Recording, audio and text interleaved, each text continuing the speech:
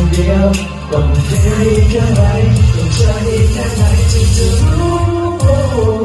ชอบอยู่คนเดียวก็ไม่ถึงชอบเธอคนเดียวมันไม่เก็ตยังไงก็เธอแห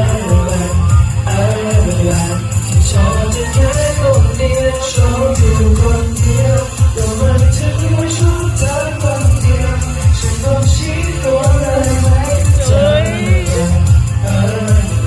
ฉันชอบเธอแค่คนเดียวถ้าฉันขอเป็นของเธอเวลาไม่เจอกับฉันชอบอยู่คนเดียวแต่ที่ไม่ได้แปลว่าเธอเหงาอยู่คนเดียวแต่ที่ไม่หมายความว่าเธอชอบฉันอยู่คนเดียวฉั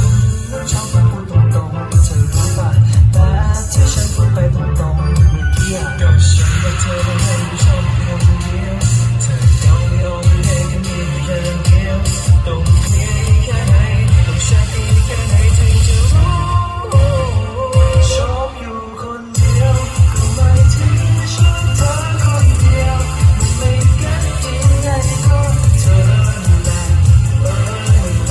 ฉันชอบเธอแค่คนเดียวชอบอยู่คนเดียวก็ไม่ถึงชอบเธอคนเดียวเอาจบอย่างนี้เลยเหรอ